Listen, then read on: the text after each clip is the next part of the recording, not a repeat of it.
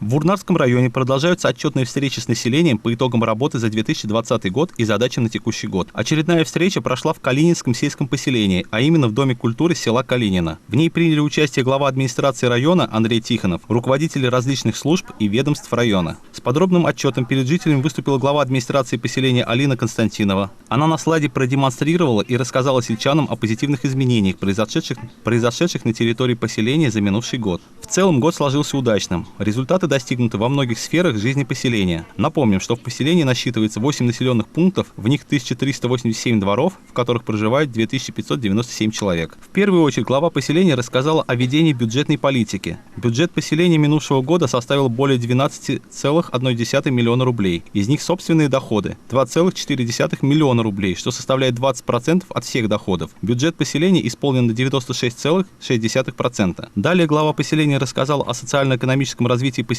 по отраслям. Так, в сфере строительства поселения выдано 13 разрешений на строительство и 17 разрешений на ввод объекта в эксплуатацию. Одним из нерешенных вопросов в микрорайоне многоквартирных домов является передача объектов вода, теплоснабжения и водоотведения на обслуживание по концессионному соглашению. На сегодняшний день дома обслуживает управляющая компания ООО «Март», очистные сооружения ООО «Водолей». В сфере социальной защиты проведена определенная работа. 37 земельных участков включены в черту населенного пункта.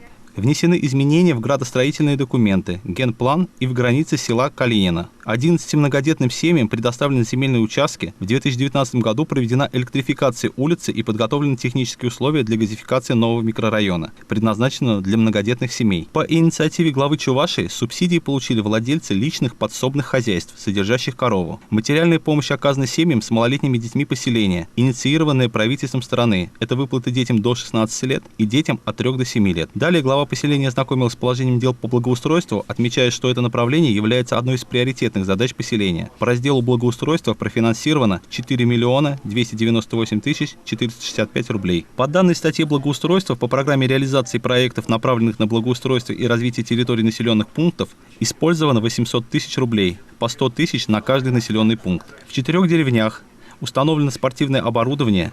В деревне Мачамуши и Хумуши установлены въездные ворота. В селе Калинина установлена стелла. В деревне Кюльхири отремонтирован памятник. На содержание уличного освещения выделено более 200 тысяч рублей. В течение последних лет администрацией велась работа по оформлению невостребованных земельных долей в собственность сельского поселения. Вовлечение пустующих земель сельскохозяйственного назначения бывшего колхоза «Трактор» и колхоза «Правда» поселение видит в передаче их ОАО Вурнарскому мясокомбинату. Всего на 454 долей общей площадью 771 гектар оформлено право муниципальной собственности. Кроме этого, через доверенных лиц в собственность граждан по 3 колхозам оформлено 849 долей. Алина Николаевна уделила внимание и вопросам развития культуры, спорта, молодежной политики, проведению правовой и информационной работы среди населения, охраны общественного порядка, пожарной безопасности, а завершила свое выступление демографическими показателями. К сожалению, смертность поселения превышает рождаемость. В 8 деревнях поселения родились 12 детей, умерли 65 человек. Глава поселения отметил, что благодаря совместной работе администрации поселения с администрацией района достигнуты неплохие показатели по социально-экономическому развитию территорий. Далее слово взял глава администрации района Андрей Тихонов, который ознакомился с итогами социально-экономического развития района в целом. Андрей Владимирович также ответил на поступающие вопросы жителей поселения. Они были связаны с низкими закупочными ценами на молоко, с благоустройством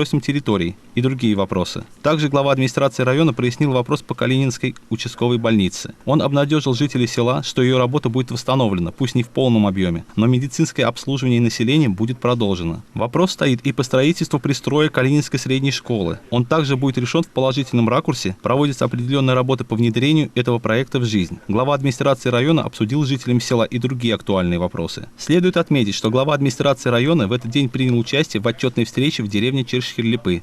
Все встречи прошли на позитивной ноте. Требования к работе местной власти в поселениях по-прежнему серьезные. Устойчивая связь с населением нужна для того, чтобы ориентироваться в приоритетности тех или иных задач, связанных и с перспективным развитием, и с решением текущих вопросов.